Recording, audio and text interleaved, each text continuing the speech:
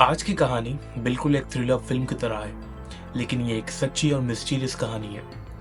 यहाँ पर कई सारे लोगों की जान गई, सीबीआई इंक्वायरी भी हुई, लेकिन कोई प्रॉपर कंक्लूजन नहीं हुआ। The mystery around Vyapam, or the multi-layered professional examination board scam of Madhya Pradesh, deepened further on Sunday. This is a story of Vyapam scam in Madhya Pradesh. एक स्कैम जो सिर्फ पैसों और करप्शन के बारे में नहीं था, बल्कि जिसमें 40 से ज्यादा लोगों की मिस्टीरियस डेथ्स भी शामिल है। मध्य प्रदेश में 2013 से लेकर 2015 तक एक के बाद एक लोग मरते गए, लेकिन आज तक उनकी मौत का पूरा सच सामने नहीं आया। तो चलिए इस कहानी को शुरू करते हैं और देखते हैं कि ये सब कैसे हुआ। व्यापम यानी मध्य प्रदेश व्यवसायिक परीक्षा मंडल एक गवर्नमेंट बॉडी है जो मध्य प्रदेश में अलग अलग प्रोफेशनल एग्जाम्स कंडक्ट करती है।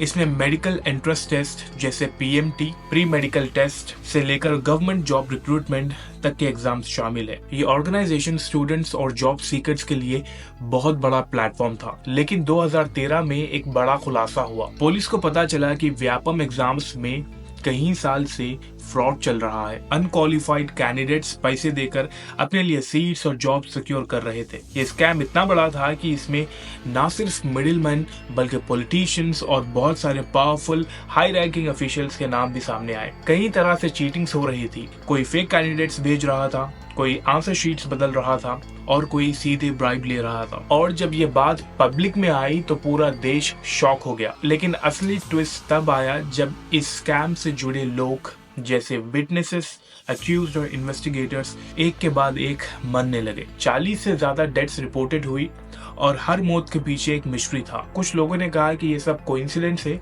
तो बहुत सारे लोगों ने कहा कि यहाँ कुछ बड़ा खेल चल रहा है। 2013 में मध्य प्रदेश पुलिस ने व्यापम स्कैम की इन्वेस्टिगेशन शुरू की। उन्होंने देखा कि ये फ्रॉड कई सालों से चल रहा था और इसमें पूरा एक नेटवर्क काम कर रहा था। कुछ मेन तरीके जो स्कैम में यूज हुए वो थे इम्पर्सोनेशन। इसमें फेक कैंडिडेट्स असली स्टूडेंट्स की जगह एग्जाम देने बैठते थे। इन्हें प्रॉक्सी स्टूडेंट्स भी कहा जाता था। आंसर शीट मैनिपुलेशन, एग्जाम्स के बाद ऑफिशियल आंसर शीट्स बदल देते थे ताकि पैसे देने वाले कैंडिडेट्स पास हो जाए। डायरेक्ट ब्राइबरी, कुछ लोग सीधा पैसे देकर सीट्स या जॉब खरीद लेते थे बिना एग्जाम्स दिए। जब पुलिस ने इन्वेस्टिगेशन डीप की तो अरेस्ट शुरू हुए। कई बड़े लोगों के नाम सामने आने लगे, पॉलिटिशियंस, बिजनेसमैन और व्यापम के ऑफिशियल्स। ये स्कैम इतना ऑर्गेनाइज था कि इसने मेडिकल कॉलेजेस से लेकर गवर्नमेंट डिपार्टमेंट्स तक को इफेक्ट किया।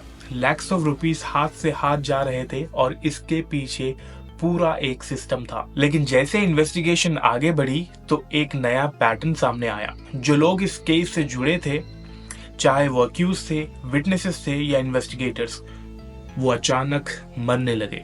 व्यापम स्कैम से जुड़ी पहली मौत जो नोटिस हुई वो थी नम्रता दमोर की। नम्रता दमोर एक मेडिकल स्टूडेंट थी और 2012 में उसका शरीर रेलवे ट्रैक्स के आसपास मिला। पुलिस ने कहा कि ये सुसाइड था। उसके परिवार ने शक जताया कि शायद उसे मारा गया है, क्योंकि वो स्कैम के बारे में कुछ ज्यादा जानती थी। फिर आया 2015 का साल, जब डेथ्स का सिलसिला तेजी से बढ़ा। Doctor Arun Sharma, The Dean of Jabalpur Medical College, Dr. Arun Sharma, was found dead in a hotel in Delhi. जो मेडिकल कॉलेज के डीन थे और व्यापम स्कैम की इन्वेस्टिगेशन में मदद कर रहे थे, उनकी मौत हो गई। ऑफिशियल रिपोर्ट में कहा गया कि उन्हें हार्ट अटैक आया, लेकिन उनके दोस्त और कलीग्स ने कहा कि वो बिल्कुल हेल्थी थे। उनकी मौत का टाइमिंग इतना स्ट्रेंज था कि लोगों को शक हुआ। उसी साल अक्षय सिंह नाम के एक जर्नलिस्ट की भी मौत हुई। Madhya Pradesh again, a journalist working for a leading Delhi-based news channel on Saturday suddenly took ill and died. Akshay TV 9 के लिए काम कर रहे थे और व्यापम स्कैम में एक इन्वेस्टिगेटिव कवर स्टोरी बना रहे थे। वो एक विटनेस से मिलने गए थे और वहीं पर उन्हें हार्ट अटैक हो गया। और कई लोगों ने कहा कि ये स्कैम जर्नलिज्म के लिए भी खतरा है। ऐसे और भी केसेस थे। शैलेश यादव, विजय सिंह, ये भी एक अक्यूज थे जिसे पुलिस पूछताछ करने वाली थी। उन्होंने एक सुसाइड नोट छोड़ा जिसमें लिखा कि उन्होंने स्कैम में गलत काम किया, लेकिन लोगों को लगा कि शायद उनके ऊपर प्रेशर था। जब ये डेथ्स एक के बाद एक होने लगी तो मीडिया ने इस केस पर पूरा फोकस किया। न्यूज़पेपर्स और न्यूज चैनल्स में हेडलाइंस छपी, व्यापम डेथ्स, कोइंसिडेंस और कॉन्स्पिरेसी। लोगों में गुस्सा भी था और डर भी। मध्य प्रदेश के अलग अलग शहरों में प्रोटेस्ट हुए और लोगों ने डिमांड की कि इस केस को सेंट्रल ब्यूरो ऑफ इन्वेस्टिगेशन को सौंपा जाए। सीबीआई। पहले तो मध्य प्रदेश गवर्नमेंट ने लोकल पुलिस को इन्वेस्टिगेशन दी, लेकिन जब पब्लिक प्रेशर बढ़ने लगा तो ये केस 2015 में सीबीआई को ट्रांसफर हुआ। सीबीआई ने कई सारे डेथ्स की जांच की, लेकिन ज्यादातर केसेस में उन्होंने कहा कि ये डेथ्स नेचुरल थी या फिर सिर्फ एक्सीडेंट्स थे। कोई फॉल प्ले नहीं मिला, लेकिन पब्लिक का शक खत्म नहीं हुआ।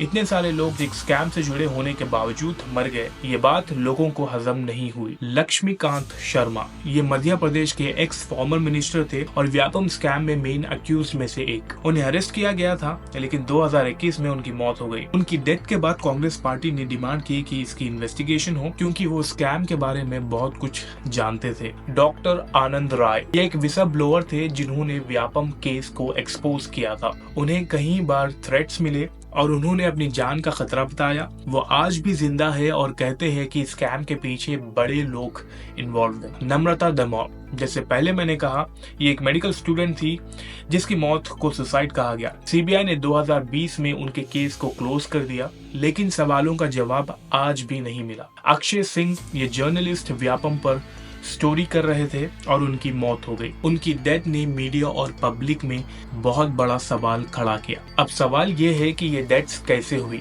कई सारी थ्योरीज है जो लोगों ने बनाई। कोइंसिडेंस थ्योरी, कुछ लोगों का कहना था कि ये सब एक बैड लक था। हार्ट अटैक्स, एक्सीडेंट्स, सुसाइड्स, ये कॉमन बातें है और इतने बड़े स्कैम में इतने सारे लोग इन्वॉल्व थे, कुछ डेथ्स तो बनती है। कॉन्स्पिरेसी थ्योरी, दूसरी तरफ लोगों का मानना था कि ये सब एक प्लान था। जो लोग स्कैम के सीक्रेट्स जानते थे उन्हें चुप कराया गया ताकि वो कोर्ट में गवाही ना दे सके। और तीसरी थ्योरी है प्रेशर और स्ट्रेस। थ्योरी ये भी है कि जो लोग इस स्कैम में थे वो इतने स्ट्रेस्ड और प्रेशर में थे कि वो लोग खुद सुसाइड कर लिए। आज के दिन व्यापम स्कैम के कई अक्यूज्ड जेल में हैं और कुछ को बेल मिल चुकी है।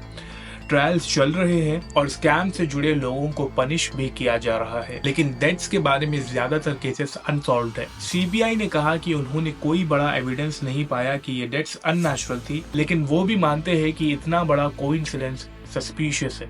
मध्य प्रदेश में व्यापम स्कैम का असर आज भी दिखता है। जब भी कोई नया स्कैम आता है, व्यापम स्कैम की यादें ताज़े कर देता है। व्यापम स्कैम और उससे जुड़े डेथ्स एक ऐसी कहानी है जो सच होने के बावजूद भी बिल्कुल फिल्म की तरह लगती है। एक स्कैम जो शुरू हुआ एग्जाम्स में चीटिंग से, कुछ एक्सीडेंट्स में मरे, कुछ सुसाइड्स में और कुछ हार्ट अटैक्स। आज भी ये सवाल जिंदा है कि क्या ये सब एक कोइंसिडेंस था या फिर कोई बड़ा कवर अप। जवाब शायद कभी नहीं मिलेगा, लेकिन ये कहानी हमें याद दिलाती है जब पावर और करप्शन का खेल शुरू होता है तो इसका असर बहुत गहरा होता है। Whether one wants to be a doctor, an engineer, a lawyer, teacher or any professional, for them Vyapam is the route.